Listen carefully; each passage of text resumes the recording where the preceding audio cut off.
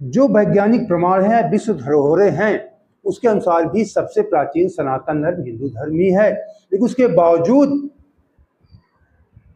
इसे क्यों कमजोर किया जाता है और इसकी किन लोगों की कमियों की वजह से सनातन धर्म कमजोर होता चला आया, जबकि पूरे ब्रह्मांड, पूरी दुनिया, पूरे विश्व की उत्पत्ति सनातन से हुई और इसकी सभ्यताओं से पूरे जितने भी धर्म सब जुड़े हुए हैं।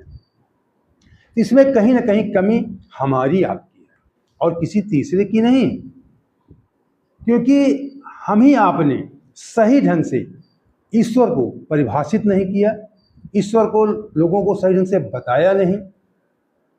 तो हम तमाम अध्ययनों के बावजूद फिर भी प्रमाण लेके आपके सामने जो कुछ प्रमुख अंश हैं, वो शिव पुराण दोनों भाग मेरे पास हैं, प्रथम खंड और द्वितीय खंड, और तमाम पुस्तकों का अध्ययन करने के बाद जिस निष्कर्ष में हम पहुंचे कि सनातन धर्म के लोग जो अपने आप को दिन रात सनातनी सनातनी चिल्लाते हैं, सबसे ज्यादा भ्रमित ईश्वर को लेके वही लोग हैं, सनातन देव को लेकर वही लोग हैं।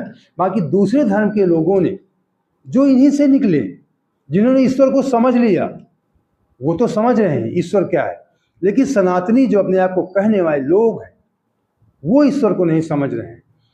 जब वो नहीं समझ रहे हैं, तभी जिन लोगों ने ईश्वर को समझ लिया, उन लोगों ने सनातन धर्म के लोगों को बरगला कर, फुसला कर, जो उनके पथ प्रदर्शक थे, जिन लोगों ने ईश्वर का ज्ञान प्राप्त किया, उनके नाम से धर्म बन गए। उनका जो उनके नियम कायदे हैं या उनके उपदेश हैं, उनको सुना करके ईश्वर एक है, निराकार है, परमात्मा, ईश्वर कभी जन्म नहीं लेता, इस तरह की बातें बता करके वो लोग बरगला ले जाते हैं। जबकि हमारे यहाँ शुरुआत से उलझाया जाता है।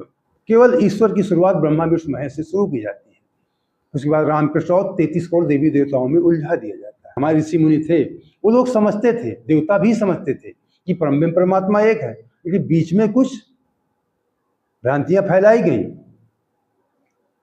लोगों को भ्रमित किया गया कि ईश्वर एक नहीं, ईश्वर अनेक है।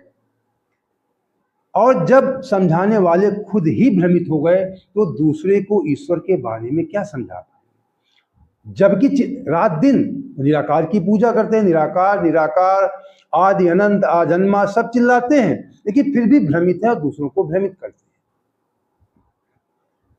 हैं। परमात्मा हम शिव की बात करने वाले हैं, जिन्हें आप एक नाम से सीमित नहीं कर सकते। उन्हें अल्लाह कहें, गॉड कहें, कुछ भी कहें, क्योंकि जब आदि अनंत है वो, उनकी शुरुआत का कोई आज तक समझ नहीं पाया।